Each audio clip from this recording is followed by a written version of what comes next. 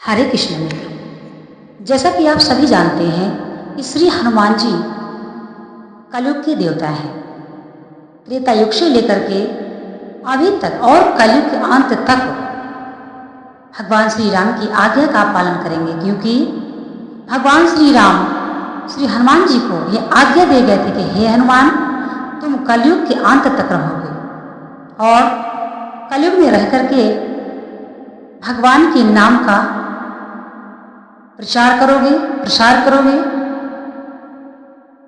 तो इसी श्री राम जी की आज्ञा का पालन कर रहे हैं श्री हनुमान जी। आज भी इस धरती पर है साक्षात भगवान शिव के अवतार 11वें रुद्र अवतार श्री हनुमान जी आज भी पृथ्वी पर मौजूद हैं। यह तो हमारी आस्था है। हम सभी को यह विश्वास होना चाहिए। रामायण, श्रीमद् भागवत गीता यह कोई संशय का विषय नहीं है, साक्षात भगवान का मुखारविंद है। इसीलिए हनुमान जी कैसे भक्त थे, आइए जानते हैं। आज हम चर्चा करेंगे भगवान श्री हनुमान जी की भक्ति कैसी थी। एक छोटी सी कथा के माध्यम से आज हम आपको समझाएंगे श्री हनुमान जी भगवान श्री राम के कैसे भक्त थे। एक बार की बात है, माता सीता जी ने श्री हनुमान जी को एक बहुत ही सुंदर मोतियों की माला हनुमान जी को भेंट किया और बोली, हनुमान, ये इतना सुंदर मोतियों का माला है, आप इसको धारण करो। हनुमान जी कहने लगे, ठीक है माता, और बड़े ही प्रेम से हनुमान जी ने उस मोतियों की माला को ले लिया। हाथ में लेकर के बड़े आश्चर्यचकित होकर हनुमान जी देखते रहे। श्री हनुमान जी पता नहीं क्या सोचते रहे और माता सीता जी देखती रही, परंतु माता सीता जी ने फिर भी कुछ भी नहीं बोला। वह भी आश्चर्यचकित हो रही थी कि आखिर हनुमान जी इस मोती की माला में क्या देख रहे हैं। इतना सुंदर माला है, हनुमान जी इसको क्यों नहीं धारण कर रहे हैं। काफी देर तक देखने के बाद हनुमान जी ने उस माला से एक मोती तोड़ ली। तब माता सीता और आश्चर्यजनक हो गई, आखिर हनुमान ये क्या कर रहे हैं, क्या हो गया है हनुमान को। इतनी सुंदर माला हमने हनुमान को दिया, हनुमान जी कब से इसको देखे जा रहे हैं, क्या पसंद नहीं है। ऐसे पूछने ही वाली थी माता सीता, श्री हनुमान, क्या यह माला आपको पसंद नहीं आई, क्या मैं आपके लिए कोई दूसरी माला चुनूं। इतने में ही श्री हनुमान जी ने एक माला की मोती निकाल करके उस मोती को हाथ से मसल कर तोड़ दिया। माता सीता देख करके आश्चर्यचकित हो गई और कहने लगी, हनुमान, तुम यह क्या कर रहे हो, इतनी सुंदर माला है मोतियों की, और तुम कब से इस माला को देखे जा रहे हो, और अब तो तुमने एक मोती तोड़ करके मसल को उसको तोड़ दिया। यदि आपको यह मोती पसंद नहीं आई थी, यह माला पसंद नहीं आई, तो मैं आपके लिए दूसरी माला चुनूंगी। क्या बात है हनुमान, क्या सोच रहे हो। माता बहुत परेशान हो गई, हनुमान जी कुछ भी बोलने की अवस्था में नहीं थे। फिर भी हनुमान जी कहने लगे, माते, मैं तो सिर्फ इतना ही देख रहा था कि इस मोती की माला में, इस मोती में कहीं राम का नाम है या नहीं। इसीलिए मैं इस माला से एक मोती निकाल करके तोड़ के देख रहा था कि हो सकता है शायद इस मोती में अंदर तोड़ कर देखो, शायद तो मेरे नाथ का नाम हो, मेरे प्रभु श्री राम का नाम हो, मेरे मालिक का नाम हो। माता सीता कुछ भी बोलने की अवस्था में नहीं थी। ऐसी भक्ति दिव्य निष्ठा देख करके माता आश्चर्यचकित हो गई। भगवान राम भी कुछ नहीं बोले और श्री हनुमान जी के सर पर हाथ रखकर बैठ गए।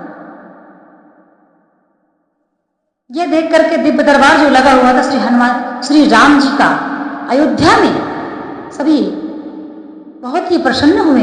हनुमान जैसी निष्ठा भक्ति कौन कर सकता है। भगवान शिव, भगवान नारायण के बड़े भक्त हैं। हनुमान जी उस चीज को हाथ भी नहीं लगाते जिसमें श्री राम जी का नाम न हो। उस मोती के माला में भी श्री हनुमान जी ने उसको तोड़ करके राम का नाम देख रहे थे। इसलिए हमारा जो आराध्य का चिंतन होता हमारे हृदय में परमानेंट होना चाहिए। आप कुछ भी करते रहें, उससे कोई मतलब नहीं है, परंतु चिंतन कभी समाप्त नहीं होना चाहिए। हर समय भगवान को अपने हृदय में याद रखो, हर समय भगवान का स्मरण करो। यह आवश्यक नहीं है कि आपको भक्ति के लिए, भगवान के चिंतन के लिए बैठने की आवश्यकता है या एकांत की आवश्यकता है या धन दौलत की आवश्यकता है। सिर्फ आपकी भावना की आवश्यकता है। जैसा आप भाव बना सकते हैं उस प्रकार से आप भगवान का चिंतन कर सकते हैं।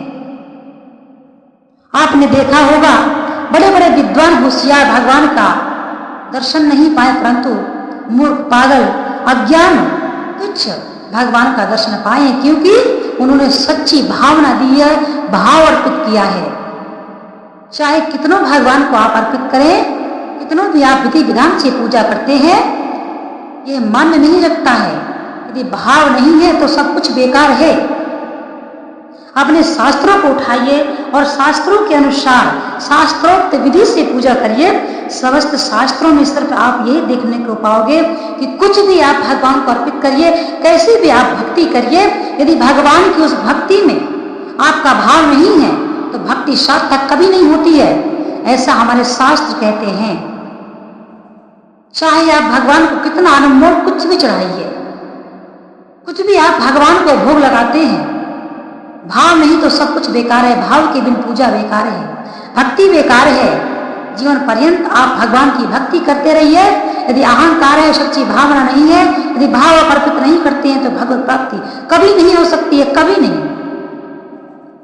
ऐसा श्रीमद् भागवत गीता, अन्य किसी भी शास्त्र में आप देखिए, शास्त्रोक्त विधि से यदि पूजा नहीं होती है तो कभी भी भगवान स्वीकार नहीं करते हैं। समय, धन, वस्तु, भोग, ये किसी भी चीज की आवश्यकता नहीं है। और यदि ये सब चीज भी आप भगवान को अर्पित कर रहे हैं और एकमात्र अपना भाव अर्पित नहीं कर रहे हैं तो जीवन पर्यंत आप भक्ति में लगे रहिए, निरर्थक है, नहीं है सार्थक। यदि मेरी बात आपको समझ में आई हो तो इस बात को जरूर नोटिस करें, ध्यान दें इस बात पर। कितने लोग समय बर्बाद करते हैं, क्या हमने कई घरों में देखा है कि पूजा करने के लिए, भगवान की भक्ति के लिए बहुत अधिक कलेश होता है। यदि घर में कोई एक ही व्यक्ति भगवान की भक्ति करता है, चिंतन करता है तो बड़ा कलेश होता है, क्योंकि कहीं ना कहीं उस भक्ति करने वाले की भी कमी होती है। क्योंकि जब कोई एक व्यक्ति थोड़ी सी आज के समय में भगवान की भक्ति करता है, चिंतन करता है, तो उसको बड़ा अहंकार हो जाता है। वह सभी को बहुत तुच्छ, नीच और अल्पज्ञ समझता है, अपने को वो स्वयं भगवान समझने लग जाता है। ऐसा कुछ भी नहीं है। इस बात को ध्यान रखिए कि गृहस्थ परिवार में रह करके यदि आप भक्ति कर रहे हैं तो आपको सब कुछ देख करके चलना चाहिए। भक्ति वैसे ही करिए कि किसी की आत्मा को कष्ट ना हो। भक्ति में भी ध्यान रखिए। आज के समय में लोग थोड़ा सा भगवान का चिंतन नहीं करते हैं कि स्वयं भगवान बन के बैठ जाते हैं। भगवान की चित्रपट, भगवान की मूर्ति पीछे होती है और वह व्यक्ति आगे बैठता है। दर्शक आते हैं, पहले उसके चरण छूते हैं, बाद में भगवान को देखते हैं। तो इस बात का ध्यान रखिए। यदि आप भगवान की भक्ति करते हैं, भगवान को भाव देते हैं, भाव अर्पित करती हैं, तो भगवान के चरणों में आपका स्थान है।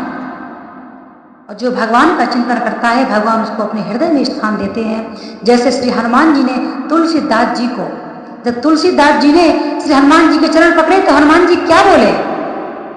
हनुमान जी बोले, तुलसीदास जी, श्री राम के भक्त जो होते हैं उनका मेरे चरणों में नहीं, मेरे हृदय में। और श्री हनुमान जी ने तुलसीदास जी को हृदय से लगा लिया था, चरण भी नहीं पकड़ने दिए थे। समझिए, इस भाव को समझिए। स्वयं भगवान बनने की कोशिश मत कीजिए। एको ब्रह्म द्वितीयो नास्ति, ईश्वर एक है, अनेक नहीं है। इस संसार भी एक है और ईश्वर भी एक है। हम ईश्वर के अंश हैं। ईश्वर अंश जीव अविनाशी, सब कुछ ईश्वर है। हम ये नहीं कहते कि कोई ईश्वर नहीं है, हम सब ईश्वर के अंश हैं। तो हम परिपूर्ण नहीं है, अल्पज्ञ हैं। परिपूर्ण तो केवल ईश्वर है।